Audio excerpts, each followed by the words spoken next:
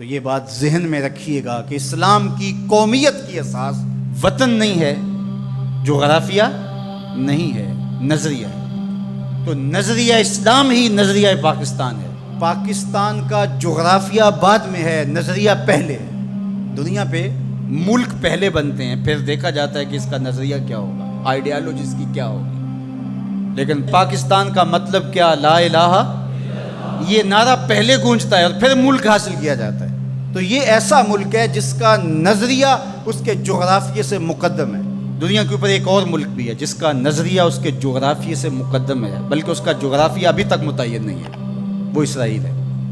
وہ یہودی نظریے پہ قائم ہوا ہے، اس کا نظریہ پہلے تھا اور جغرافیہ اس کا ابھی تک مکمل نہیں ہے، اس کی کوئی سرحدات متعین اور طے شدہ نہیں ہے، ہر سال پھیلتی ہے۔ چونکہ ان کا نظریہ غالب ہے اور وہ نظریہ یہود کے اوپر اس ملک کو حاصل کرتے ہیں، اس ٹکڑے کو حاصل کرتے ہیں، پھر اس کے بعد اس کا جغرافیہ پھیلنا شروع ہوتا ہے۔ آج بہت شور ہے کہ عربوں نے تسلیم کر لیا اسرائیل کو، اور بعض دانشور ہمیں بھی یہ مشورہ دیتے ہیں کہ پاکستان کو بھی یوں کر لینا چاہیے۔ جب عربوں نے کر لیا، ان کی ہمسائیگی ہے، ان کا مسئلہ ہے، ہم کیوں نہ کریں؟ تو یہ بات ذہن میں رکھیے گا کہ یہ عرب ریاستیں جو بنی ہیں، یہ نظریے کی بنیاد پہ نہیں بنی، یہ لسانی بنیادوں پہ کھڑی ہوئی ہیں۔ جب سلطنت عثمانیہ کو توڑا گیا تو اس وقت یہ بت تراشا گیا اور عربوں کو کہا گیا کہ یہ اجمی ہیں ترک اور تمہارے اوپر حکومت کرتے ہیں اور تم عربی نسل ہو۔ وہ لارنس آف عربیہ 4000 جاسوس لے کر کے بظاہر آثار قدیمہ کی کھدائی کے لیے آیا تھا، لیکن اس کا مقصد تو کچھ اور تھا، اور کس طرح ان کے اندر عصبیت ابھاری، یہ مکر تھا تاکہ مسلمانوں کو ٹکڑیوں میں بانٹ دیا جائے۔ اقبال نے اس کو بت کہا ہے۔ یہ بت کہ تراشیدہ تہذیب نوی ہے، نئی تہذیب کا تراشا ہوا یہ بت ہے۔ یہ بت کہ تراشیدہ تہذیب نوی ہے، غارت گرے کاشانہ دین نبوی ہے۔ بازو تیرا توحید کی قوت سے قوی ہے، اسلام تیرا دیس ہے، تو مصطفی ہے۔ نہ عربی، نہ اجمی، نہ گورا، نہ کالا، تیری پہچان یہ ہے کہ تو مصطفی ہے۔ تو یہ وہ شناخت تھی جو امت کی وحدت کی ضمانت بنتی ہے۔ تو آج اگر کسی ایک ملک نے تسلیم کر لیا ہے اور کل دوسرا ملک تسلیم کر لے گا، لیکن میں آپ کو ایک بات بتاؤں اور وہ غور سے سن لو، وہ یہ کہ ساری دنیا بھی اسرائیل کو تسلیم کر لے، پاکستان تسلیم نہیں کرے۔ وہ کیوں؟ اس لیے کہ ہماری اساسی نظریے کی ہے، ہمارا وطن بنا ہی دو قومی نظریے کی بنیاد پر ہے۔ تو اسرائیل بھی اپنے یہودی نظریے پہ کھڑا ہے اور وہ عالم اسلام کو کھا جانے کی سازش کر رہا ہے۔ ہم ایسا نہیں ہونے دیں گے انشاءاللہ۔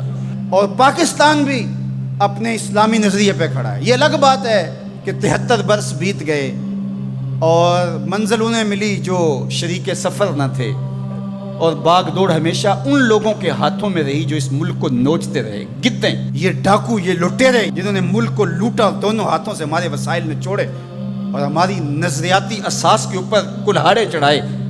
اور کبھی انہوں نے کہا کہ یہ ایک لکیر ہے درمیان کے اندر، کبھی کہا وہ بھی آلو کھاتے ہیں، ہم بھی آلو کھاتے ہیں۔ یہ کیا قائد اعظم کو نہیں پتا تھا؟ یہ علامہ اقبال کو نہیں پتا تھا؟